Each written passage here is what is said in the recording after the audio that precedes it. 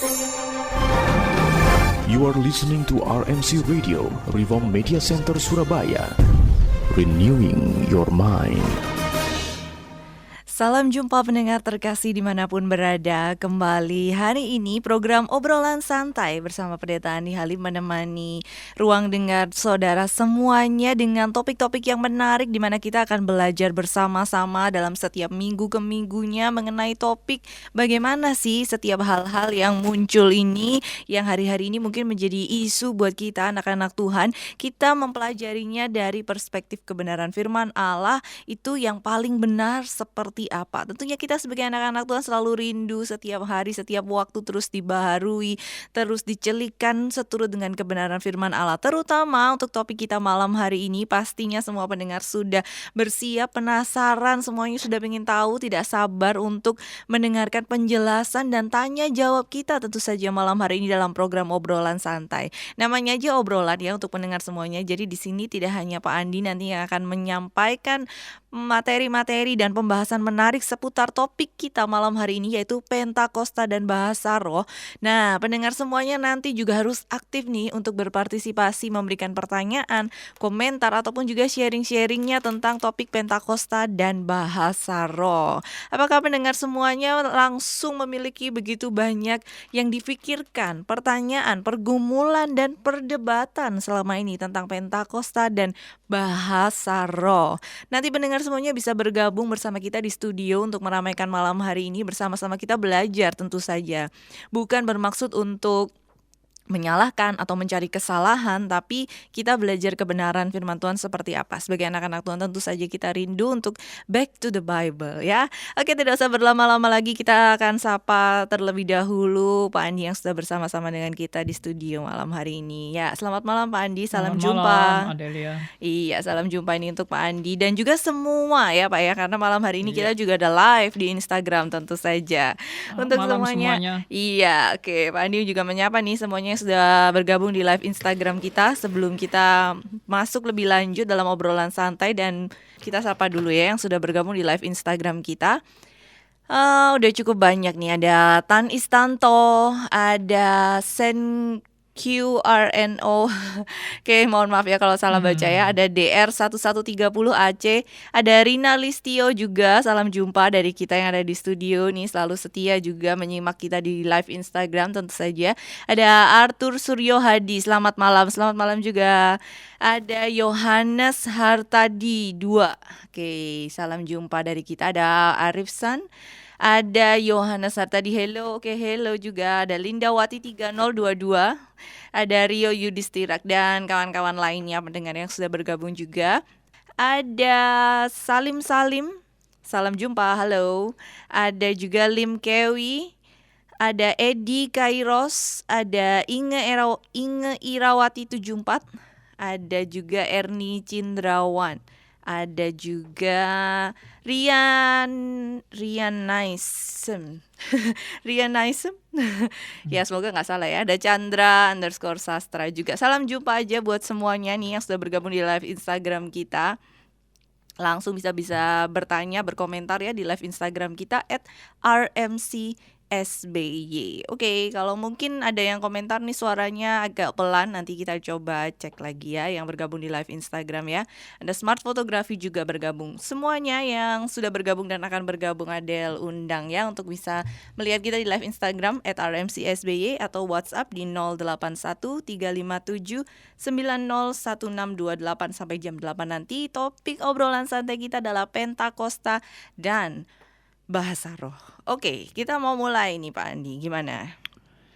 Ya, saudara yang dikasihi Tuhan, ini juga adalah bagian pergumulan hidup saya pada waktu saya masih mahasiswa. Jadi kurang lebih 40 tahun yang lalu. Dan saya mengalami kebingungan juga pada saat saya baru mengenal iman Kristen.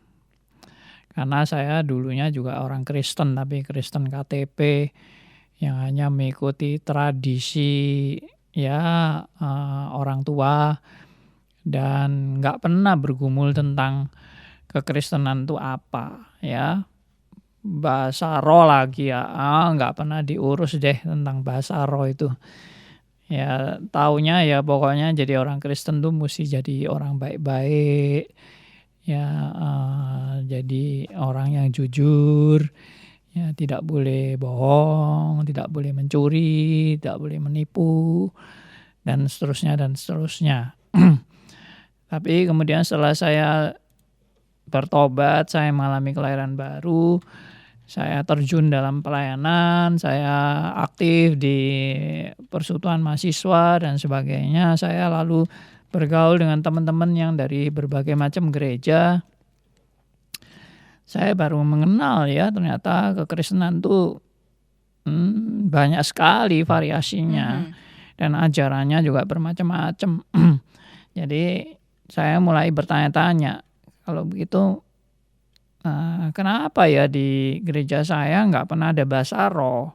Kenapa di gereja lain begitu banyak bahasa roh? Ya. Nah itu menimbulkan pertanyaan. Akhirnya jawaban paling gampang adalah ya itu udah kebiasaan, tradisi, turun-temurun. Kalau gerejanya sih itu ya itu bahasa roh. Kalau gereja yang di mana saya berada itu enggak ada bahasa roh. Sama sekali enggak pernah ada. Enggak pernah dengar itu ada orang bahasa roh di gereja saya. Jadi kenapa begitu? Kenapa yang satunya kok bahasa roh terus, yang satunya kok enggak ada? Nah, saya waktu itu mengira bahwa yang enggak ada itu berarti yang enggak beres gitu loh. Jadi harus ada semua, karena di Alkitab juga ada bahasa roh kan? Ada, itu kita nggak boleh menyangkal kalau itu ada bahasa roh. Nah itu juga menjadi pergumulan. Oke lah, nggak berlama-lama saya menceritakan tentang pergumulan ini. Saya kira juga banyak orang Kristen yang sampai hari ini juga bergumul. Seperti yang saya bergumul 40 tahun yang lalu ya.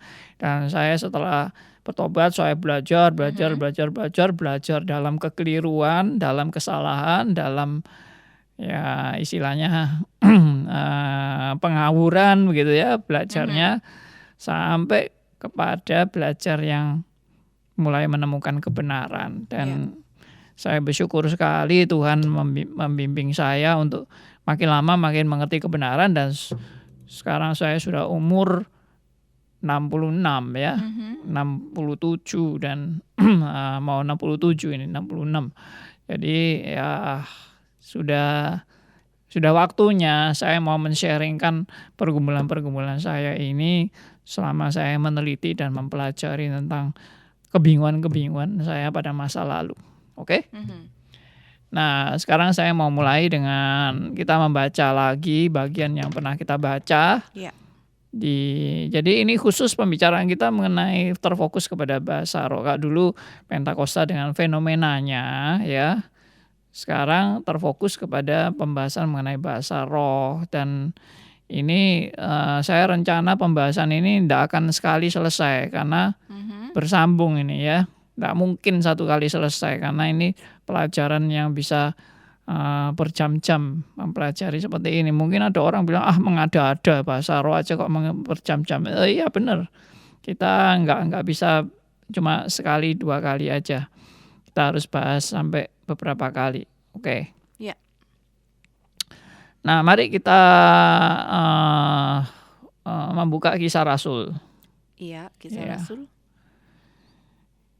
Kisah Rasul pasal 2, seperti yang lalu, Kisah Rasul pasal 2, kita baca saja kembali lagi ayat 1 sampai ayat ke-8, silakan. Ya, saya bacakan Kisah Para Rasul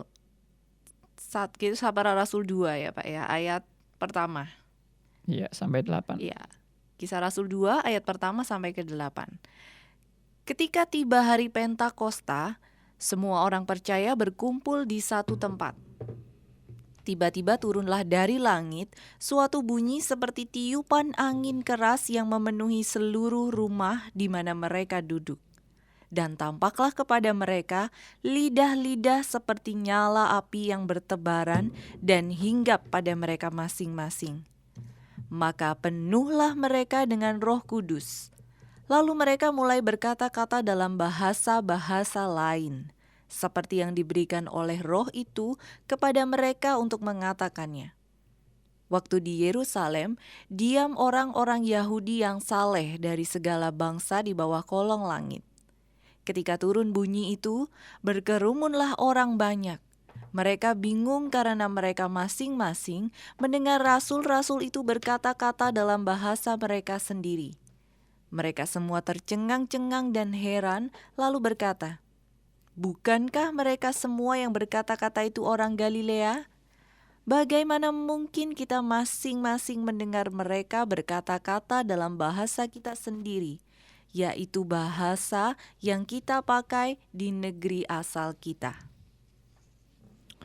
Oke, saya mau mulai dengan pertama membahas mengenai istilah.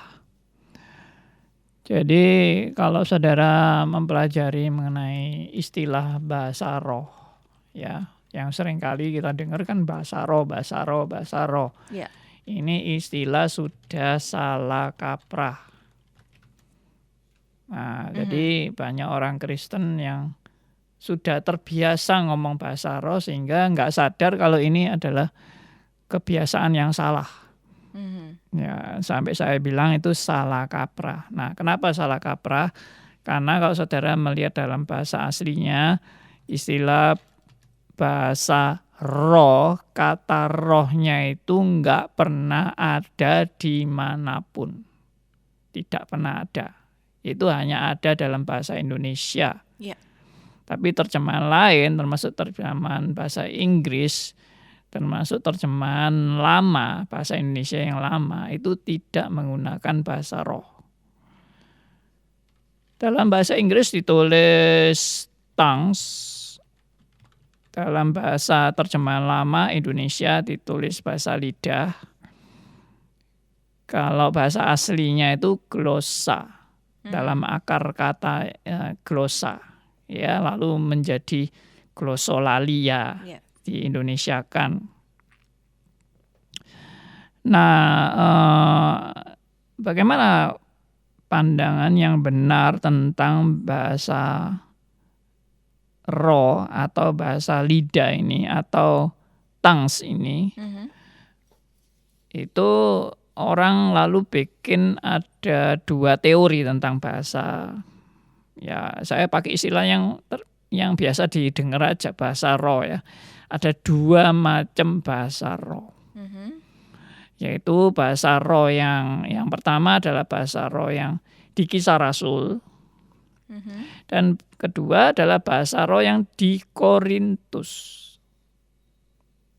Nah, orang yang meneliti tentang bahasa roh ini biasanya menyimpulkan, saya katakan biasanya, yaitu bahasa roh yang di Kisah Rasul itu adalah bahasa roh yang memang dimengerti, terutama yang di hari Pentakosta, dimengerti oleh orang yang mendengarkan. Sedangkan bahasa roh yang di Korintus itu sama sekali bahasa yang tidak dimengerti. Berarti ada dua versi bahasa roh, yang satunya dimengerti, satunya tidak dimengerti. Nah, bagaimana pandangan yang benar? Nah, saya tidak mau membahas perbandingan ini dulu, dua perbandingan ini. Saya cuma mau bahas yang Kisah Rasul dulu. Baik. Ya, supaya pemikiran kita bertahap dan tidak bercabang-cabang, nanti bingung sana, bingung sini. Nah, kita sekarang bahas yang Kisah Rasul dulu. Ya, di Kisah Rasul jelas memang sama akar katanya sama, yaitu glosa. Saya tidak setuju kalau dikatakan di Kisah Rasul sama di Korintus itu istilahnya beda. Tidak berbeda. Akar katanya sama, yaitu glosa. Ya, tidak ada istilah yang satu dimengerti, yang satu tidak dimengerti. Ya, itu tidak ada. Itu hanya tafsiran manusia yang ditambahkan untuk ya mengatasi kebingungan tentang antara Korintus dan Kisah Rasul, sehingga kesimpulannya ya sudah yang di Kisah Rasul itu bisa dimengerti, yang di Korintus tidak bisa dimengerti, gitu aja sudah kesimpulannya. Nah, menurut saya itu kesimpulan yang nggak benar. Yeah. Tapi nggak benarnya apa nanti saya akan jelaskan. Jadi saya bukan ngomong ngawur juga, dan saya bukan ngomong nggak ada dasarnya, tapi saya akan jelaskan dasarnya dengan baik. Nah, jadi dalam hal ini pertama yang seperti saya janjikan, yaitu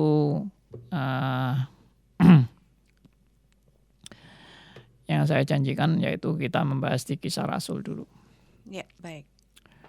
Nah, perhatikan saudara-saudara, yang di Kisah Rasul itu saya sudah membahas mengenai latar belakangnya. Jadi orang-orang berkumpul dari berbagai daerah asal mereka yang bahasanya sudah bahasa-bahasa daerah mereka yang berlain-lainan, itu semua berkumpul di Yerusalem, dan mereka itu berasal dari Asia kecil, ya, daerah Asia kecil seperti Turki dan sebagainya untuk zaman sekarang. Nah, mereka dengan kebiasaan sudah berbudaya di sana, ya, mereka merantau di sana dan mereka sudah terbiasa dengan bahasa di sana, dan waktu hari Pentakosta mereka mendengar para rasul itu bisa bahasa daerah mereka masing-masing, dan itu mengejutkan mereka, mengagetkan mereka. Kenapa kok para rasul bisa bahasa daerah mereka? Dan ini saya sudah jelaskan mengenai pentingnya fenomena ini, ya. Pentingnya fenomena seperti ada suara angin keras, ada lidah api, ada bahasa lain. Ya, diterjemahkan di Kisah Rasul ini bahasa lain, tidak pakai bahasa lidah, tidak pakai bahasa roh, tapi bahasa lain. Nah, menurut saya ini terjemahan yang paling bagus, bahasa lain ini, dan memang tepat. Para rasul berbahasa lain, yaitu bahasa salah satu suku yang ada di dunia, bahasa manusia, ya, bukan bahasa langit. Ya, bukan bahasa dunia roh, bukan. Ini bahasa manusia. Nah, jadi untuk apa Tuhan membuat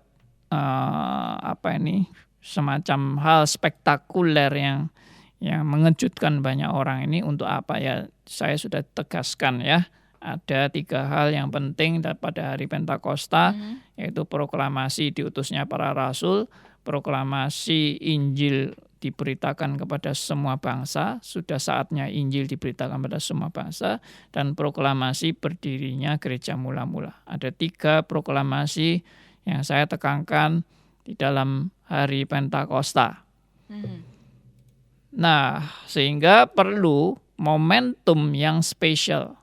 Momentum spesial ini dengan tanda-tanda yang spektakuler, supaya Tuhan benar-benar menunjukkan bagaimana Tuhan mengesahkan akan 3 proklamasi ini dengan para rasul sebagai yang boleh diangkat secara resmi sebagai para rasul yang diutus sebagai saksi Kristus.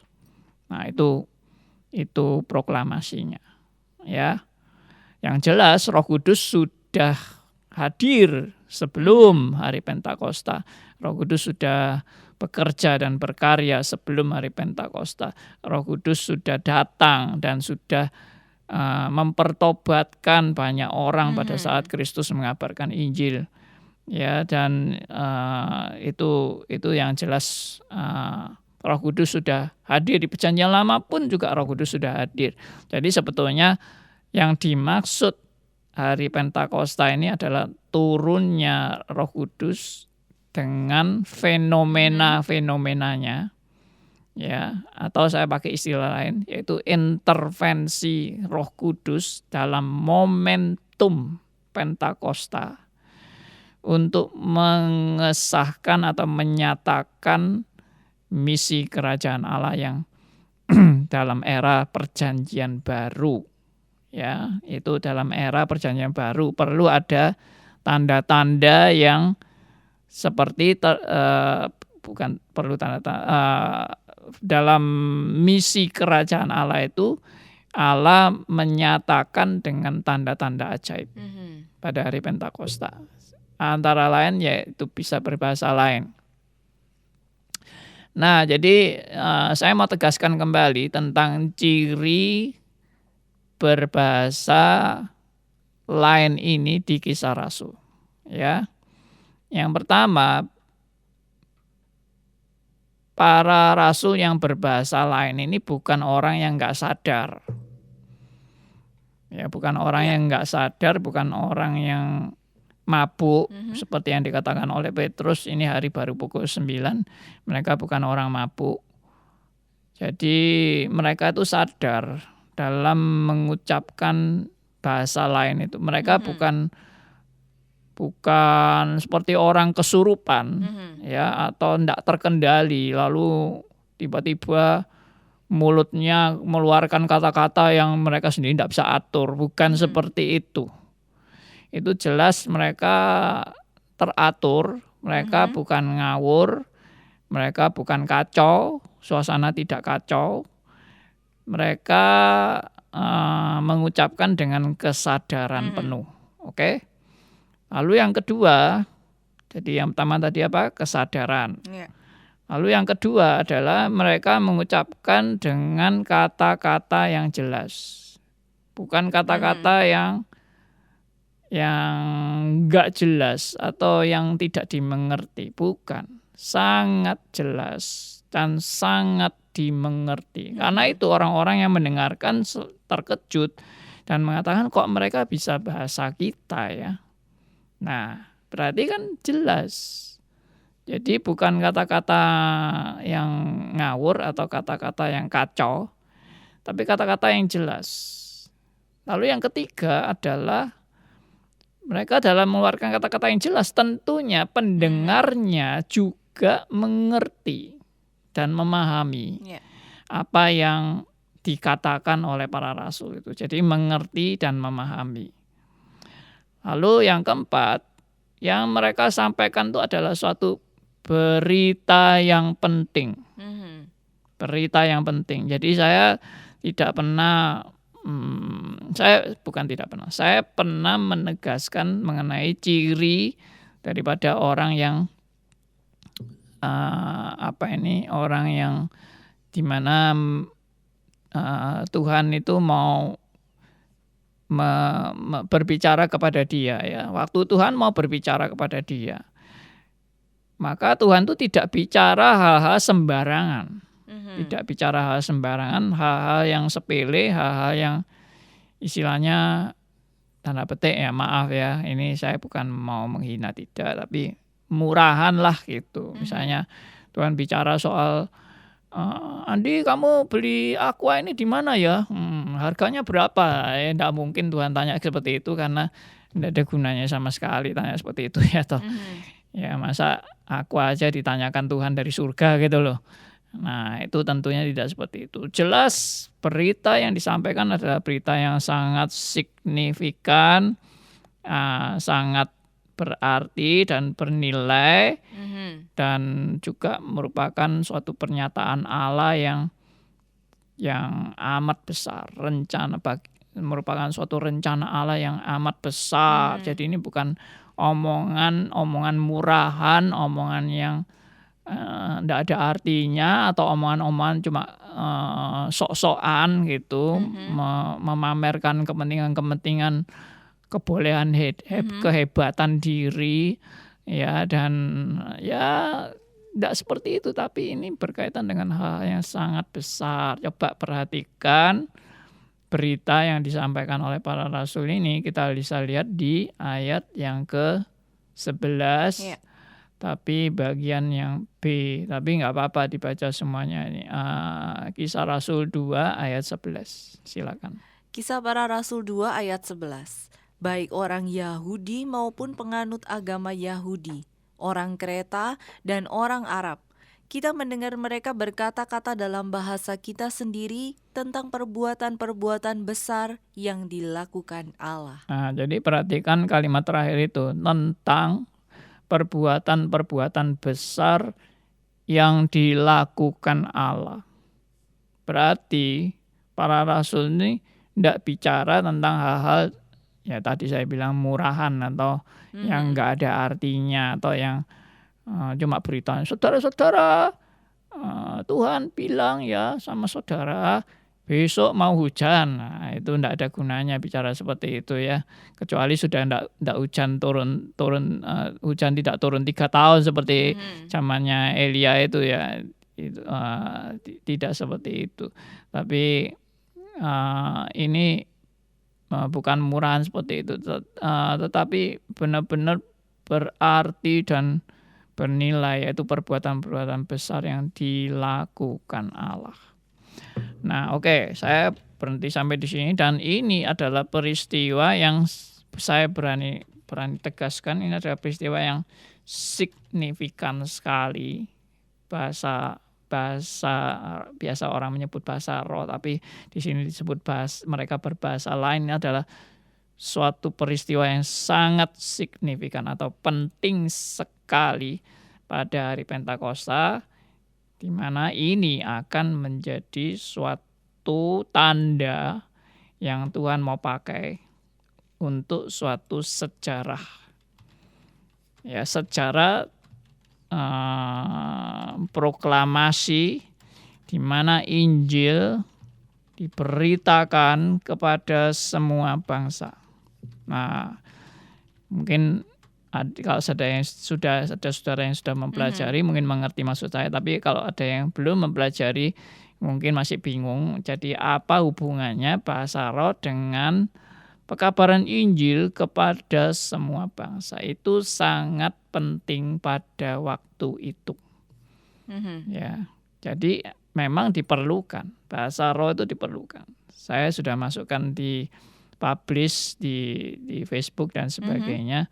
Apakah memang bahasa roh itu diperlukan? Kenapa bahasa roh diperlukan? Nah, ini kita akan bahas ya. Kita akan bahas kenapa bahasa roh itu diperlukan. Karena apakah cuma sekedar ya ini supaya para rasul diutus oleh Allah sudah pakai bahasa roh begitu. Enggak sesederhana itu dan tidak cuma sekedar ini sebagai tanda, ya sudah tandanya bahasa roh itu. Bukan hanya hal itu saja, perhatikan. Ya, nah sekarang saya mau lanjutkan. Jadi yang dimaksud dengan bahasa roh ini kan bahasa lain, ya. Dan yang dimaksud bahasa lain ini adalah bahasa, perhatikan saudara ya. Ini adalah bahasa orang kafir. Bahasa orang kafir. Ini bukan bahasa asli orang Yahudi. Nah, kenapa kok Allah justru mau memproklamasikan peristiwa yang penting ini dengan membuat suatu fenomena yang menggunakan bahasa orang kafir, yang bagi orang Yahudi itu bahasanya orang najis, gitu. Orang kafir itu orang najis, orang kotor ini. Ya maaf, itu tradisi orang Yahudi ya, karena memang mereka sangat merasa Yahudi itu superior, itu. Dan mereka sangat menghina kekafiran, mereka sangat memandang rendah kekafiran, ya. Jadi dengan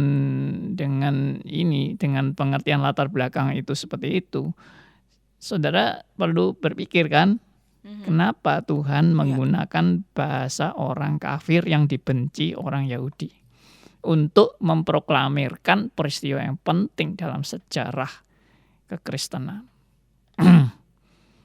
Nah, saya yakin saudara mulai nangkap nih. Kalau saya ngomong gini ini berarti mulai nangkap.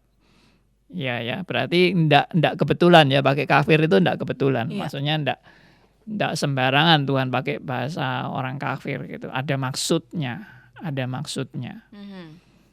Nah, seperti itu. Maksudnya yaitu tadi, latar belakang kebencian orang Yahudi dengan kekafiran ini, dan tadi saya bilang ada kaitannya dengan penginjilan kepada orang-orang kafir. Penginjilan ke seluruh umat manusia. Tidak lagi mementingkan orang Yahudi yang terutama. Nah, ini ada poinnya. Lalu yang ketiga yang saya mau tegaskan juga adalah penggenapan nubuatan dalam kitab Yoel. Bahwa memang Tuhan akan memakai bahasa orang asing untuk menyatakan kebenaran kepada bangsa Yahudi. Dan itu sebetulnya, di balik semua itu sebetulnya Tuhan tuh mau, tanda petik, mempermalukan bangsa Israel yang sok super ini, sok hebat ini, dengan rasa superiornya itu. Tuhan tuh mau istilahnya menghajar dan mendidik bangsa Israel supaya enggak sombongnya itu jangan dilanjutkan lah sombongnya Anda ini dengan merasa bangsa superior yang paling hebat tuh, Anda itu jangan kebablasan lah gitu. Memang sudah kebablasan, tapi jangan diterus-teruskan lagi. Saatnya sudah selesai. Anda tidak bisa membanggakan keyahudian Anda karena Tuhan sendiri mau memakai bahasa orang asing. Nah, itu sudah dinubuatkan di dalam kitab Yoel. Dan itu juga nanti akan ditulis oleh Rasul Paulus di kitab Korintus. Yeah. Nah, kita akan belum membahas Korintus, jadi itu nanti ditunda dulu. Jadi ini tadi bahasa asing itu ada latar belakangnya, ya. Nah, sudah dicatat sama Adelia kan. Nah, jadi nanti Adelia yang bisa menegaskan kembali ya kepentingan menggunakan bahasa orang asing ini bukan kebetulan atau bukan begitu saja lewat tanpa ada sasaran yang jelas. Ya, kenapa kok pakai bahasa orang asing?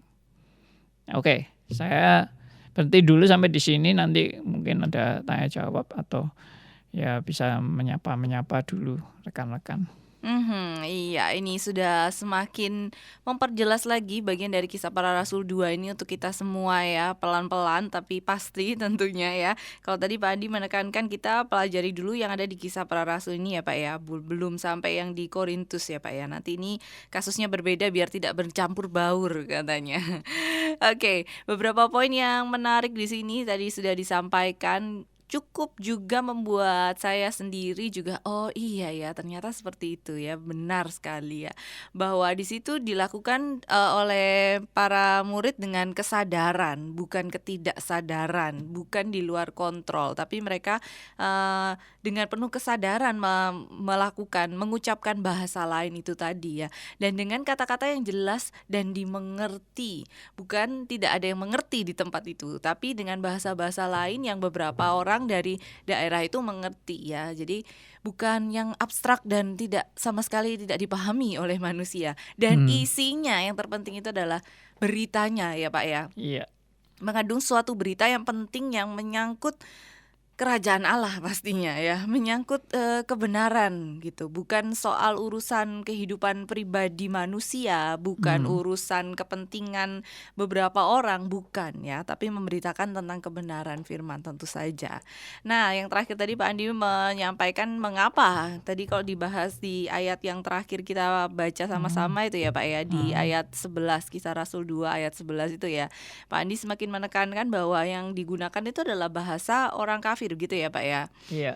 Karena latar belakangnya adalah orang-orang Yahudi ini sangat benci dengan kekafiran ya. Mereka menganggap itu adalah sesuatu yang kata Pak Andi tadi adalah kotor gitu ya. Memang mereka pada saat itu menganggap seperti itu. Tapi ini adalah satu langkah untuk menandai dimulainya penginjilan pada semua bangsa. Nah, kalau nilai-nilai ini tadi diaplikasikan dan ditinjau untuk nilai-nilai ini digunakan untuk meninjau bahasa roh yang sekarang ini ada, terjadi, merebak, meluas, menjamur. Ya, ini kayak sudah seperti hal yang di mana-mana itu sangat umum, Pak. Bahkan kalau tidak ada ini itu rasanya ada sesuatu yang kurang dan ada sesuatu yang salah, belum sah, belum afdol, belum tingkat tinggi gitu kayaknya kerohaniannya kalau belum menguasai satu ini yang kita sebut dengan bahasa roh. Padahal kalau di Kisah Rasul ini disebutnya bahasa lain, tidak pernah dalam bahasa aslinya, yaitu disebutkan dengan bahasa roh ya Pak ya. Itu adalah bahasa lain. Nah, tadi sempat dikatakan juga tentang glosa itu tadi ya. Nah, pendengar semuanya mungkin punya pertanyaan-pertanyaan. Ini sudah ada beberapa yang masuk ke WhatsApp malam hari ini di 081 357 901628. Kalau tadi Pak Andi mengatakan disampaikan kepada orang-orang kafir, saya juga sempat mikir ya kenapa ya begitu ya. Ya iya sih, penginjilan pada semua bangsa itu dimulai gitu. Terus apa ya kaitannya dengan kebencian tadi ya? Kalau saya sih masih kurang mengerti. Nggak tahu kalau pendengar semua gimana ya. Ada tunggu pertanyaannya kalau mungkin belum bisa dipahami tentang terus kenapa ya? Kalau memang kebencian terus apa? Kenapa harus menyampaikan kepada bangsa kafir ya? Silakan langsung bergabung malam hari ini di 081 357 901628. Walaupun nih Pak, kayaknya malam hari ini lebih banyak yang tertarik dengan fenomena penampakan luarnya, langsung bertanya bagaimana cara mengatasinya, bagaimana cara memberitahu kebenaran tentang bahasa lain atau dikenal dengan bahasa roh di dalam Kisah Para Rasul ini. Atau bagaimana bisa berbahasa roh sekarang? Kayaknya belum ada yang gitu ya. Mungkin ada yang mau tanya boleh ya 081 357 901628. Kita tunggu. Saat ini juga bisa dimulai untuk bertanya ataupun juga di Instagram @rmcsby sambil menyimak langsung live di studio malam hari ini, atau juga Facebook @RMC Radio Surabaya untuk Facebooknya ya. Sapa dulu sebelum Adel membacakan pertanyaan di WhatsApp. Jadi yang sudah bergabung malam hari ini langsung saja memberikan pertanyaan, jangan ditunda-tunda ya. Sudah lewat sekitar 45 menit dari kebersamaan kita awal. Adel menyapa yang sudah bergabung di Instagram. Kita lanjutkan, ada Nyo. Oke, kasih jempol katanya. Oke, ada ESP_UD. Nah, ini Pak Arief ini memberikan pertanyaan, tapi sepertinya matching dengan yang minggu lalu Pak ya. Mungkin Pak Arief ini bolos minggu lalu. Ya, bertanya ini, akhir-akhir ini ada istilah Pentakosta ketiga. Maksudnya itu bagaimana tentang Pentakosta ketiga? Mohon penjelasan Pak Andi. Tapi sepertinya sudah ya minggu lalu ya Pak ya. Tentang makna Pentakosta ketiga. Siapa lagi? Ada Ibu Yunike Martini, salam jumpa. Ada juga Oriflame Secret, ada Hendro Kuncoro, ada Monica Devi. Salam jumpa buat semuanya, udah banyak nih yang bergabung. Ada Joni Tanujaya juga, salam jumpa, salam kenal dari kita yang ada di studio. Ada Joshua Eris dan juga ada Edi Kairos. Pak Andi, apakah dipakainya bahasa Yunani menjadi bahasa baru bagi bagi Alkitab menjadi peneguhan atau hasil karya Roh Kudus sebagai kelanjutan dari Pentakosta? Saya ulangi ya Pak ya. Dari Edi Kairos.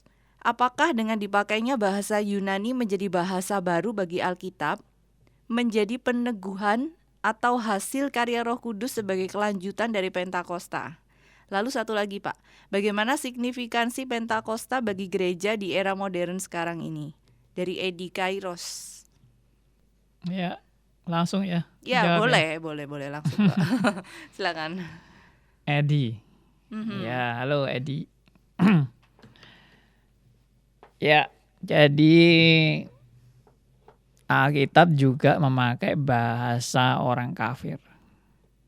Alkitab Perjanjian Baru. Kalau Perjanjian Lama memang bahasa asli orang Yahudi, Ibrani. Nah, mengapa Tuhan memakai ini? Apakah ini juga mau menunjukkan yang tadi saya katakan itu, bahwa ini juga mau menunjukkan bahwa Allah itu ya mau menegaskan bangsa Israel bukan satu-satunya bangsa yang superior dan Tuhan mengunggulkan Israel terus selamanya, tidak.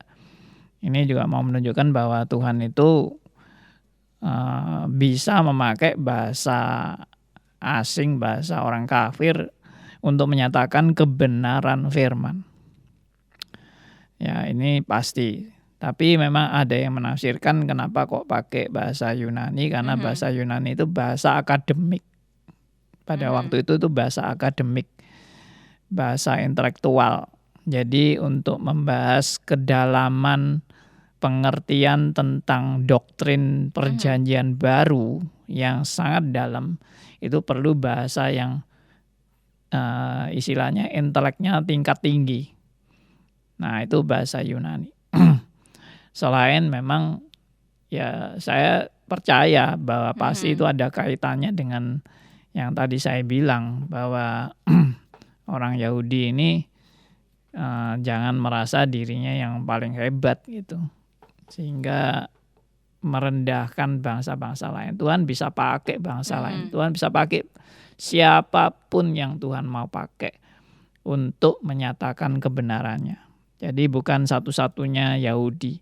Yahudi itu memang Tuhan janji, Tuhan ada perjanjian khusus, ada suatu ikatan yang khusus, ya, yaitu sampai pada kedatangan Mesias.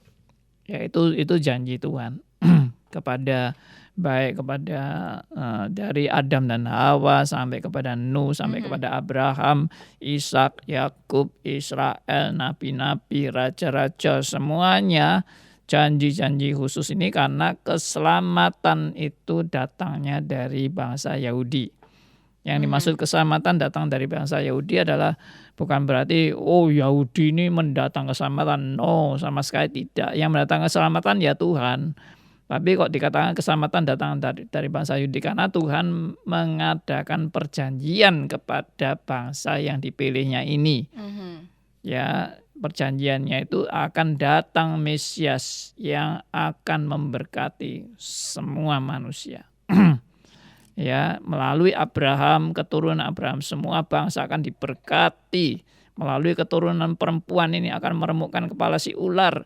Nah, itu semua adalah janji-janji Allah menggenapi agar semua manusia boleh mendapat berkat anugerah Tuhan, yaitu melalui Yesus Kristus, keselamatan, karya keselamatan Kristus di kayu salib. Itu adalah suatu karya yang sempurna. Nah, itu yang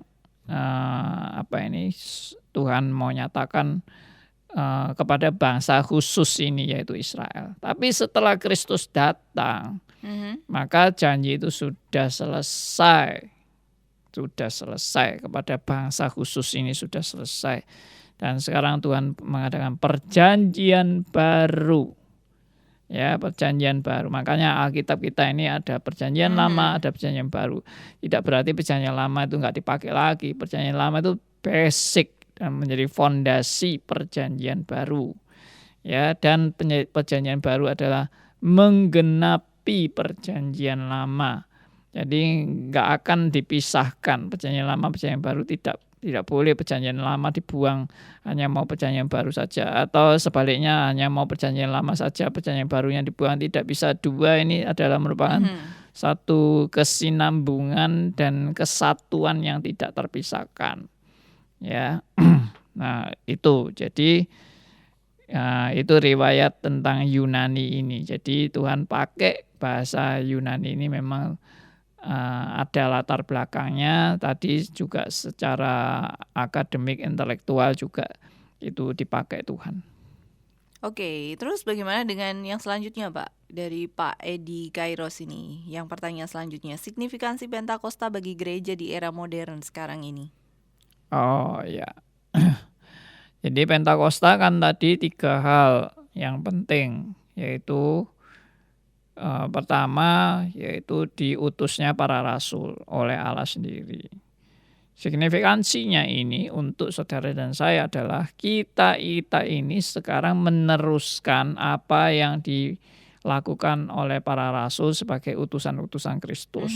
Jadi saudara dan saya sekarang ini menjadi saksi-saksi yang meneruskan yang meneruskan misi Kristus dan meneruskan misi daripada apa yang dilakukan oleh murid-murid Kristus sebagai saksi bagi Kristus, saksi mata bagi Kristus. Dan kita adalah yang meneruskan sebagai saksi Kristus. Itu yang pertama. Yang kedua, yaitu Injil diberitakan kepada semua bangsa. Maka kita juga sekarang sudah mengalami bagaimana kita sendiri pun diselamatkan. Karena kita bukan orang Yahudi ya.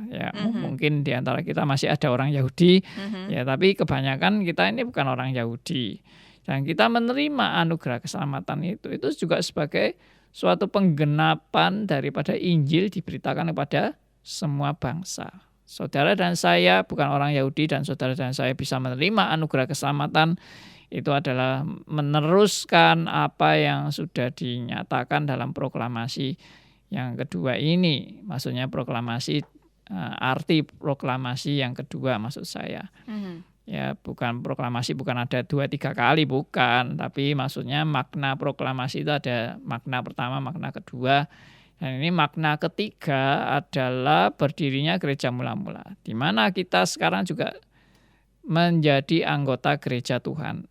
Dan setiap kali kita mengabarkan Injil, maka orang itu menjadi anggota gereja dan mereka memberi diri dibaptis, mereka juga mengaku percaya. Ya, ini juga menyatakan bahwa gereja yang dimulai dari hari Pentakosta itu diteruskan misinya sampai hari ini. Maka setiap kali ada baptisan, ya, itu menyatakan kesaksian penyertaan Allah bagi gerejanya yang terus-menerus berkembang di seluruh dunia. Termasuk sakramen perjamuan kudus itu juga suatu penyataan di mana janji Tuhan yang sudah digenapi itu terus-menerus diperingati oleh umat percaya sampai hari ini turun-temurun itu menunjukkan juga suatu kesaksian sejak hari Pentakosta sampai hari ini. Terus kita merasakan hasil daripada Pentakosta itu, yaitu. Jadi itu yang tadi itu yang kemarin minggu lalu saya bilang 3 makna Pentakosta ini kita alami sampai hari ini. Tapi banyak orang merasa kita harus mengalami bukan 3 makna Pentakosta, tapi 3 fenomena Pentakosta. Nah, itu sudah salah besar. Ya, fenomenanya itu tidak perlu kita mau ulangi atau kita mau tuntut mengalaminya. Karena sudah konteksnya sudah sama sekali beda. Saudara tidak perlu berbahasa lain untuk menunjukkan bahwa Anda mendapat anugerah Tuhan. Tidak perlu, tapi di zaman itu perlu hal itu. Di zaman para rasul itu. Oke, itu tadi menjawab dari pertanyaan Pak Edi ya tentang signifikansi Pentakosta bagi gereja di era modern ini. Kita Semoga dimengerti. Iya, tentu saja cukup jelas seharusnya bahwa signifikansinya adalah ya itu tadi kita meneruskannya sebagai saksi Kristus dan menandakan bahwa Injil bagi semua bangsa juga. Terima kasih untuk Pak Edi yang sudah bergabung.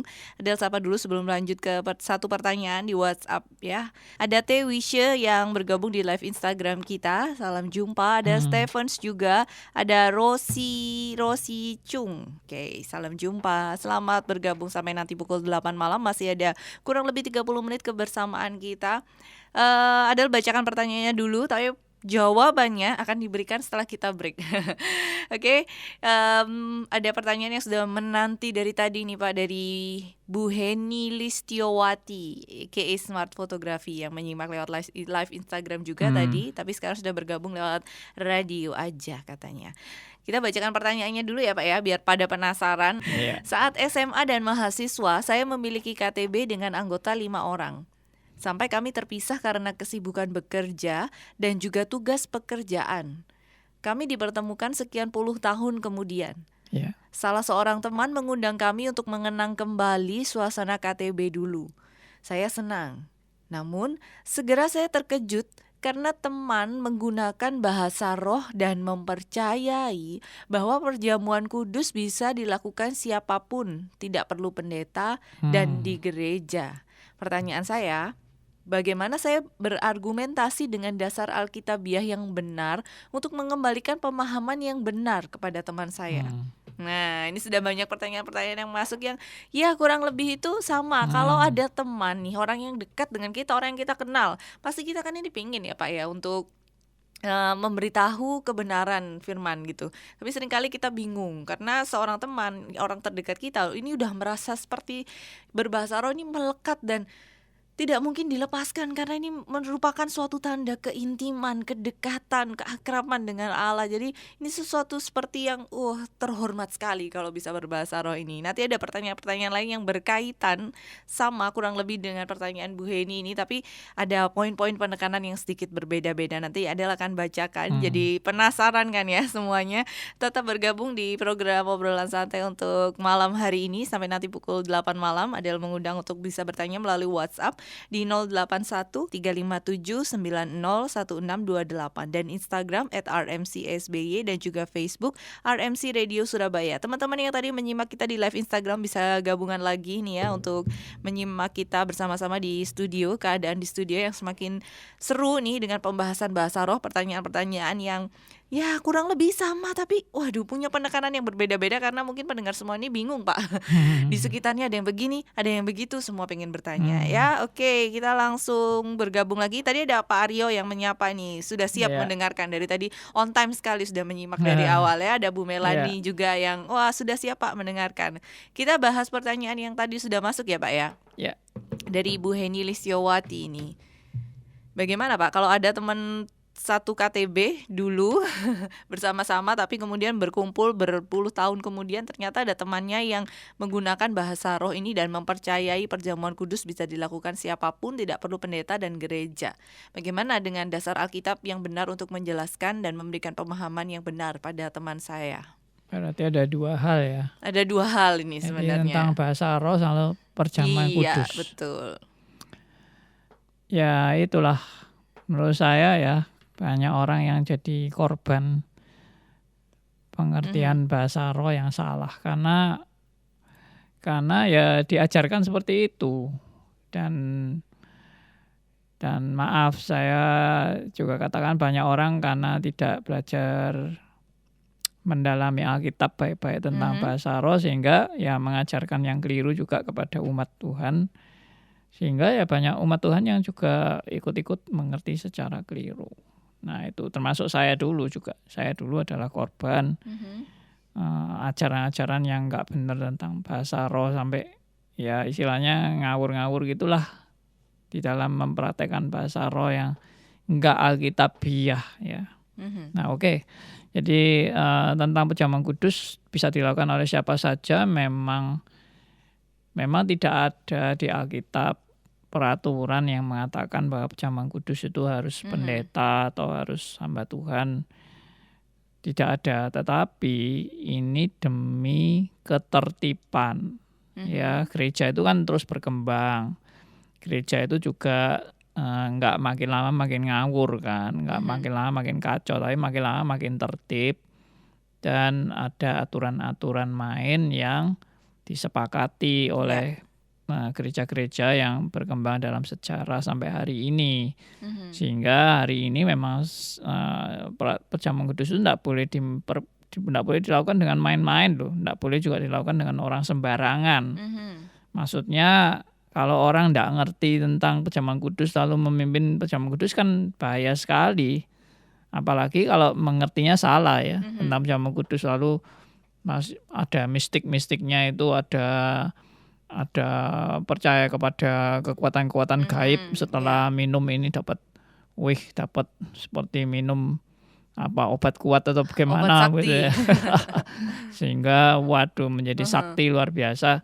Wah, ini sudah menyimpang sekali dari maksud perjamuan kudus itu apa. Nah, itu untuk menghindari kekacauan ini yang memimpin perjamuan kudus tidak boleh sembarangan orang. Termasuk membaptis juga. Membaptis pun juga tidak ada peraturan itu harus hamba Tuhan dan sebagainya. Tapi kalau semua orang mau membaptis sembarangan tidak bertanggung jawab ya toh. Lalu banyak bimbingan-bimbingan yang keliru karena oleh orang-orang yang tidak belajar Alkitab baik-baik. Ya termasuk ini tadi bahasa roh. Banyak orang tidak belajar Alkitab baik-baik lalu asal niru aja, asal pokoknya temanku bisa bahasa roh, aku juga mau bahasa roh. Tapi nggak ngerti kegunaannya buat apa, nggak ngerti konteksnya, nggak ngerti sejarahnya, nggak ngerti ini apa munculnya bahasa roh ini dalam kaitan apa seperti yang tadi saya jelaskan itu. Nah, mari belajar baik-baik ya toh, supaya kita bisa membimbing orang lain dengan baik juga. Nah, termasuk teman-teman kita yang melakukan hal yang keliru. Nggak bisa cuma dikasih tahu 1-2 kali aja, tapi harus diajak belajar baik-baik, belajar dengan tekun. Ya toh, memang belajar Alkitab itu dulu saya itu juga meremehkan belajar Alkitab itu. Saya kan dulu dari S1 masuk sekolah Alkitab. Menurut saya, aduh belajar Alkitab itu ya ringan lah, gampang gitu loh. Maksudnya apanya yang sulit belajar Alkitab itu bagi saya. Dulu saya belajar teknik elektro, wah jauh lebih sulit daripada belajar Alkitab. Tapi setelah saya masuk sekolah teologi, saya baru sadar saya ini ternyata keliru ya, penilaian saya keliru. Jadi saya lihat buku-buku teologi, waduh luar biasa tebel-tebel, waduh mengerikan deh. Sehingga saya akhirnya sadar orang belajar teologi itu bukan gampang, bukan sembarangan.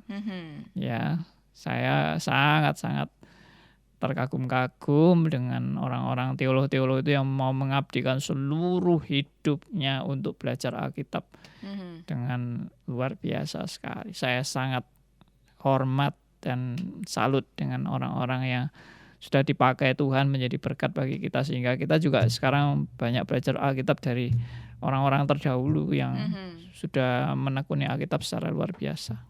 Nah, karena pernyataan Pak Andi tadi ini tidak bisa dijelaskan 1 kali, 2 kali, tapi harus terus belajar. Nah, lantas kalau dikaitkan dengan pertanyaan dari Ibu Heni tadi, apakah berarti tidak mungkin Pak untuk bisa berargumentasi dengan dasar Alkitab yang benar bisa. ketika di depan mata itu ada orang yang teman kita gitu yang melakukan praktek ini? Bisa dikasih rangsangan-rangsangan aja untuk dia mau belajar Alkitab dengan lebih lanjut.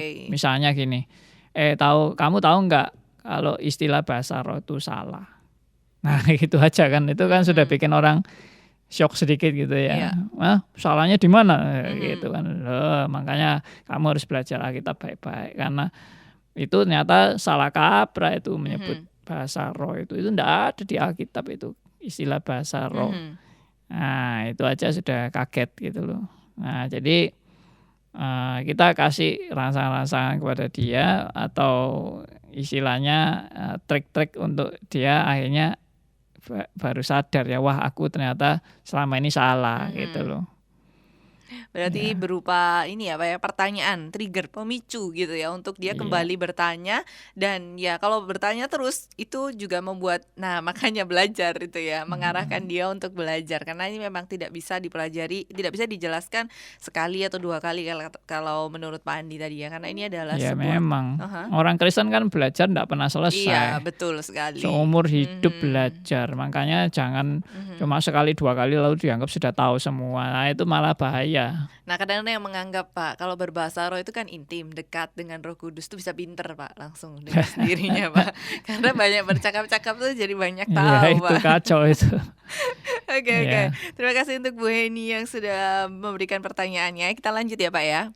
Langsung meluncur ke selanjutnya. Selamat malam Pak Andi. Teman saya ada yang berkata bahwa dengan bahasa roh itu, nah ini yang barusan kita bahas juga, dia berbicara secara langsung dengan Tuhan. Langsung ini Pak, supaya iblis tidak mengerti rahasia. Bagaimana penjelasan tentang ini? Juga ada yang berkata dengan doa bahasa roh merupakan untuk penyembuhan penyakit-penyakit. Terima kasih. Gimana Pak? Ya ini dulu saya juga kena yang kayak gini-gini, ajaran yang konyol-konyol ini ya. Saya juga terpengaruh. Tapi sekarang saya baru sadar, waduh itu nggak benar sama sekali ya. Gini aja, coba logikanya, coba ditangkap ya logikanya. Kalau dengan bahasa roh kita doa sama Tuhan, lalu setan nggak ngerti, ya toh, yang ngerti cuma kita sama Tuhan aja. Atau bahkan kita aja, kita nggak ngerti juga kok bahasa roh itu apa, kita nggak mengerti, yang ngerti cuma Tuhan. Ya, tapi gini, logikanya gini, saya kasih contoh yang ringan aja. Coba pikirkan atau teliti dalam Alkitab. pernahkah Tuhan Yesus berdoa pakai bahasa roh?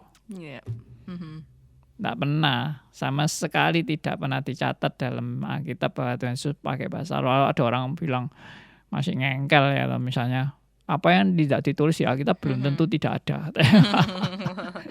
Iya, memang apa yang tidak ditulis di Alkitab belum tentu tidak ada, memang betul. Tapi kalau bahasa roh itu memang penting untuk bicara sama Tuhan dan supaya setan tidak diketahui, kenapa Tuhan Yesus tidak mengajari bahasa roh? Iya. Nah itu. Lalu yang berikutnya, saya mau juga kasih pertanyaan dengan ini. Kenapa Tuhan Yesus sendiri waktu berdoa, dicatat di Alkitab, berdoanya pakai bahasa biasa, tidak pakai bahasa roh. Pakai bahasa Aram pada waktu itu. Bahasa sehari-harinya Aram ya. Bukan Arab tapi Aram. Itu bahasa sehari-hari orang Yahudi pada waktu itu. Ya, kenapa tidak pakai bahasa roh Tuhan Yesus? Kalau bocor, makanya Tuhan Yesus pakai bahasa biasa, makanya bocor. Makanya iblis tahu, makanya sampai Tuhan Yesus dikhianati. Dan Tuhan Yesus tanda petik gagal, gara-gara tidak pakai bahasa roh. Nah itu kan konyol banget. Kalau ceritanya tadi bahasa roh supaya setan tidak ngerti. Saya seringkali guyonannya gini, bukan hanya setan tidak ngerti, dan bukan hanya orang lain tidak ngerti, dan bukan hanya saya tidak mengerti, Tuhan pun tidak ngerti kalau bahasa roh yang bukan dalam bentuk bahasa. Nah itu tapi nanti kita bahas nanti aja. Ini kita tidak membahas itu. Itu nanti di Korintus. Di Korintus kita akan bahas tuntas itu tentang bahasa yang tidak dimengerti. Ya.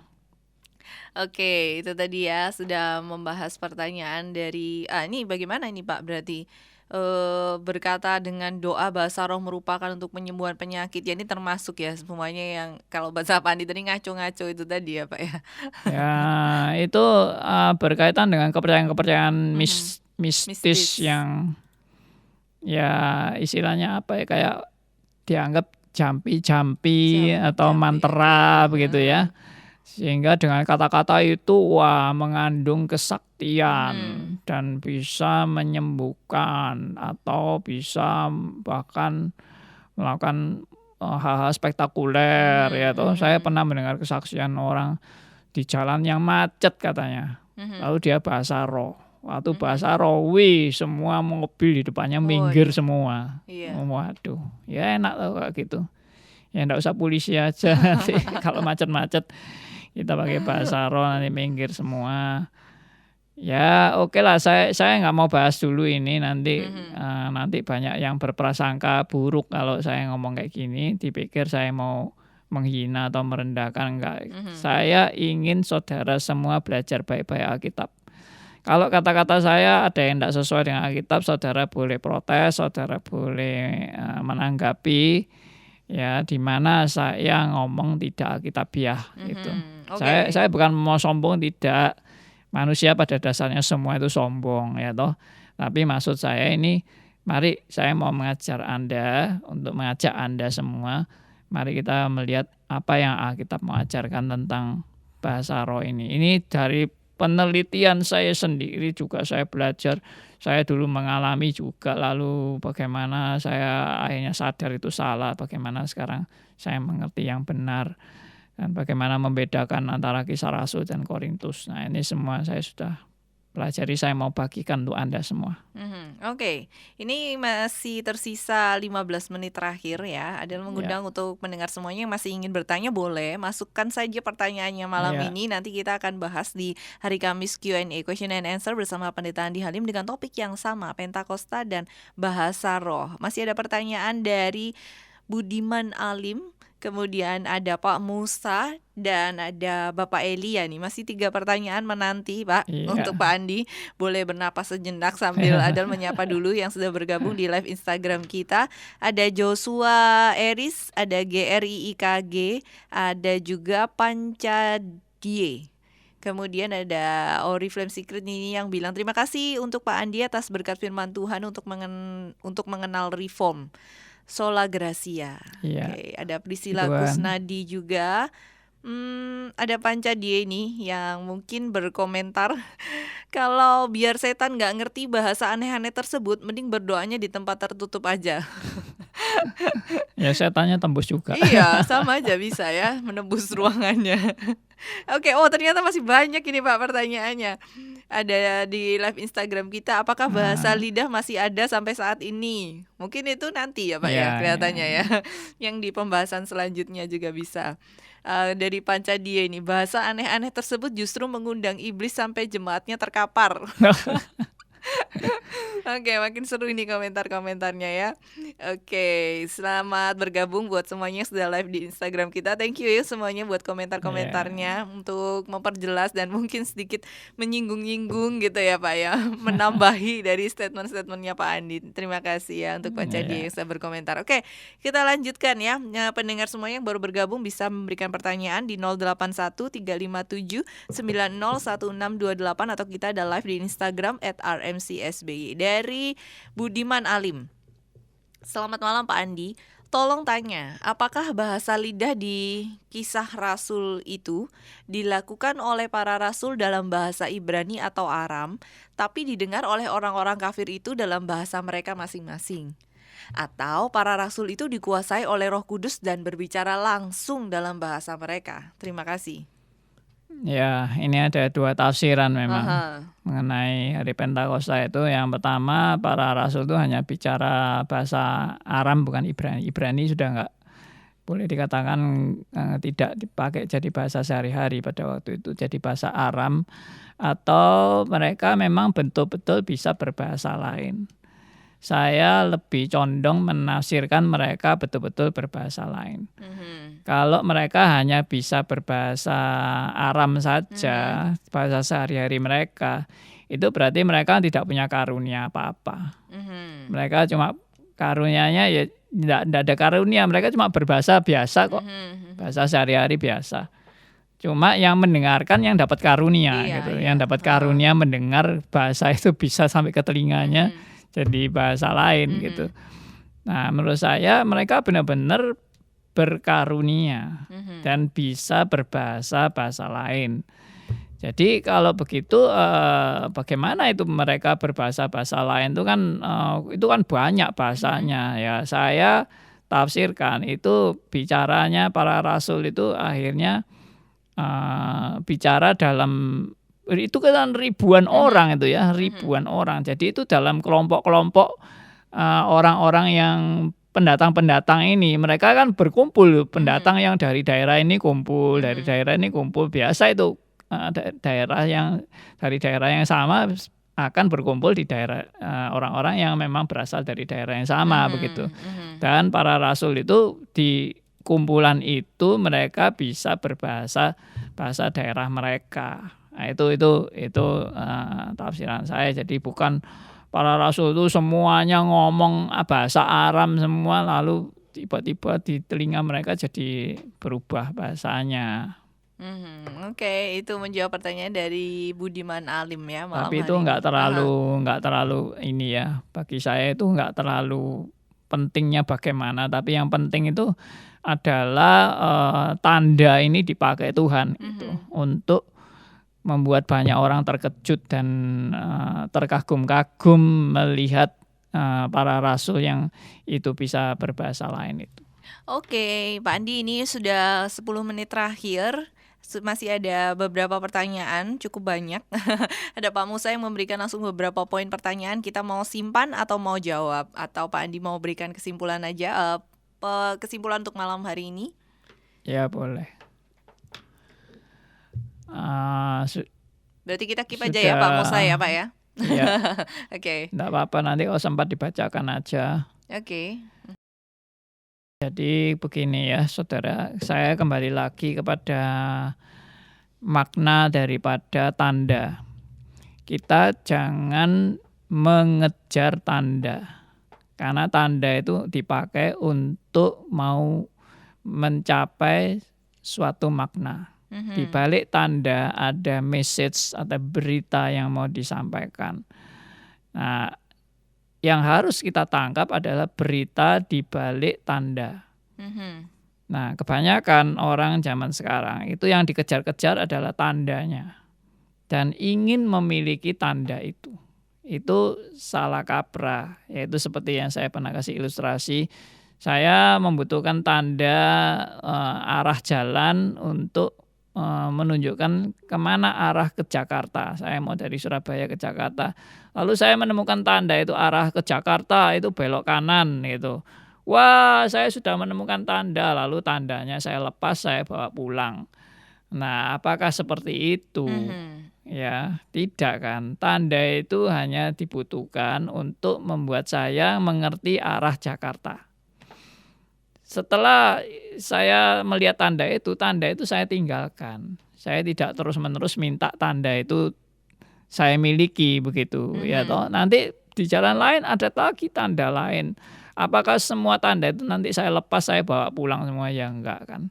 Jadi itu tanda yang memang dipakai. Tapi untuk melaksanakan suatu misi yang datang dari Allah. Nah, mari kita sama-sama berjuang untuk misi di balik tanda dan bukan mencari-cari tanda-tanda untuk kepuasan dan kenikmatan diri kita. Itu sudah salah kaprah ya. Nah, mari kita setelah mengerti ini kita boleh paham. Lalu saya mau ulangi lagi, nanti mungkin Adelia bisa juga tegaskan kembali apa yang tadi saya sudah jelaskan mengenai kenapa kok Tuhan pakai bahasa orang asing, orang kafir, bahasa orang kafir yang sebetulnya sangat dihina oleh orang-orang Yahudi dan direndahkan oleh orang-orang Yahudi. Tapi Tuhan mau pakai bahasa yang direndahkan orang Yahudi ini. Ya, dan itu merupakan suatu penggenapan daripada nubuat kitab Yoel. Ya, di mana ya itu tadi saya bilang orang-orang Yahudi itu merasa superior, merasa paling hebat, paling paling unggul. Semua itu sampah, semua bangsa-bangsa lain sampah. Nah, Tuhan juga mau mempermalukan bangsa Israel yang super sombong ini. Tuhan bisa pakai bangsa lain yang bahasa-bangsa lain yang mereka hina itu, ya. Nah, sehingga itu justru berkat Tuhan melalui bahasa orang kafir. Kalau dulu pikirannya berkat Tuhan selalu dari orang Yahudi. Sekarang berkat Tuhan dari bahasa orang kafir. Seperti itu. Nah, itu. Ya, biarlah ini konteks ya. Ini cara belajar mengerti konteksnya. Kenapa munculnya bahasa roh. Kalau kita tidak mengerti ini, ya itu tadi ikut-ikutan akhirnya. Mari bahasa roh. Kita sekarang ikut bahasa roh. Nah, kalau kita sudah mengerti ini latar belakangnya seperti itu, nanti kita baru paham. Lalu kita mau niru-niru itu mau buat apa sekarang gitu. Nah, kita belum membahas tentang bahasa yang gejala-gejala yang terjadi di Samaria, lalu di Cornelius, ya toh, lalu di Efesus. Nah, itu ada kejadian-kejadian yang mirip terjadinya bahasa, ya itu bahasa yang katanya bahasa roh itu yang salah kaprah ini.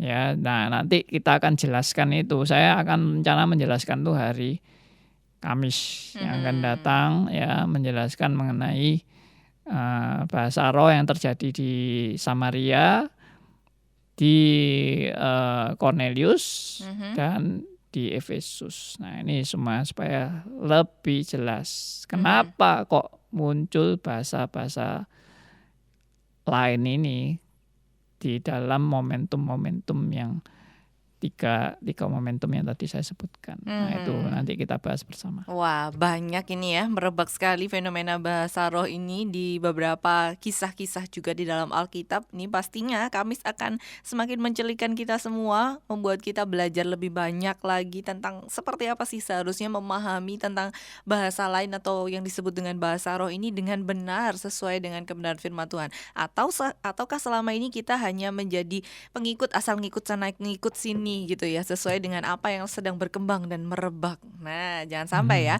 Jangan sampai kita cuma sekedar ikut-ikutan tapi tanpa mengerti dasarnya kebenaran seperti apa.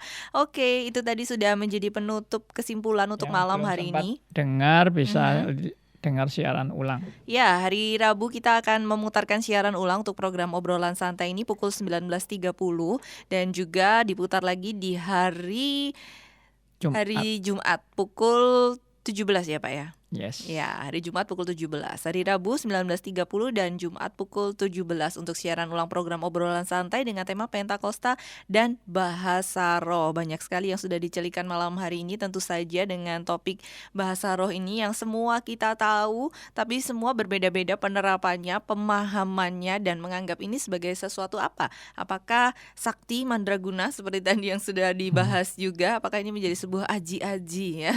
Nah, masih banyak pertanyaan, Adel bacakan saja tapi dijawab nanti di hari Kamis ya Pak ya. Untuk pertanyaan dari Pak Musa dan Pak Elia. Ini banyak pertanyaan Pak Musa ya. Apakah bahasa roh itu diperlukan? Bagaimana bahasa roh yang sesuai dengan Alkitab? Mengapa ada gereja yang suka menggunakan bahasa roh dan mengapa ada yang tidak sama sekali? Apakah bahasa roh itu ada 2 macam? Apakah sampai sekarang masih diperlukan? Bisa ya Pak ya, nanti kita bahas di hari Kamis ya Pak ya. Kita sedikit mereview lagi. Kemudian ada Bapak Elia nih yang selalu pertanyaannya ini mendalam sekali Pak. Bukankah teolog hari ini tahu tentang kebenaran yang Pak Andi sampaikan, tetapi mengapa mereka mempopulerkan yang mereka sudah tahu itu tidak benar? Kemudian yang kedua, apakah tamparan kepada Yahudi ini membuat Yahudi sampai sekarang ini berubah atas kesombongannya? Kita bahas lebih mendalam di hari Kamis. Jadi jangan lewatkan, dicatat tanggalnya ya, di reminder. Dari Kamis nanti Q&A, question and answer bersama Pendeta Andi Halim ya, pukul 18.30 juga. Sebelum tutup, sebelum masuk ke dalam doa, ini kita baca dulu yang sudah bergabung di live Instagram ya Pak ya. Ini ada sedikit masukan dari Pancadie. Pak Andi, kapan bahas Yudas Iskariot masuk surga atau neraka katanya. Kemudian dari Oriflame Secret, Pak Andi kapan-kapan bahas tulip, thank you. Ya, saya juga tunggu tentang tulipnya. Ada Joshua Eris, selamat malam Pak Andi, saya ingin bertanya, apa reaksi Bapak apabila di gereja Bapak tiba-tiba ada jemaat yang berbahasa roh? Nah ini, terima kasih sebelumnya Pak. Oke, dijawab semuanya untuk hari Kamis. Jangan lewatkan Q&A, question and answer bersama Pendeta Andi Halim ya, pukul 18.30. Ada yang baru masuk juga pertanyaannya dari Dani Wijaya. Ada belum bisa bacakan hari Kamis ya, sekali lagi dicatat, hari Kamis 18.30. Oke Pak, kita tutup dalam doa. Ya, saudara-saudara, mari kita berdoa, kita bersyukur pada Tuhan. Bapa yang di surga, kami bersyukur dan berterima kasih karena Tuhan selalu menuntun gereja-Mu untuk kembali kepada kebenaran. Kami bersyukur kami boleh mengerti tentang signifikansi bahasa roh menurut Alkitab. Dan kami mau belajar lebih lanjut Tuhan pada hari-hari selanjutnya, belajar bersama melalui radio RMC ini.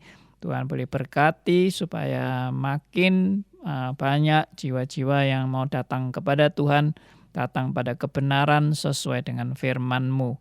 Kami serahkan doa kami serahkan seluruh pendengar radio RMC dimanapun berada. Tuhan berkati semuanya. Dan kami serahkan doa kami dalam satu nama, yaitu nama Tuhan kami Yesus Kristus, Tuhan dan Juru Selamat kami yang hidup sampai selamanya. Amin. You are listening to RMC Radio, Reform Media Center Surabaya. Renewing your mind.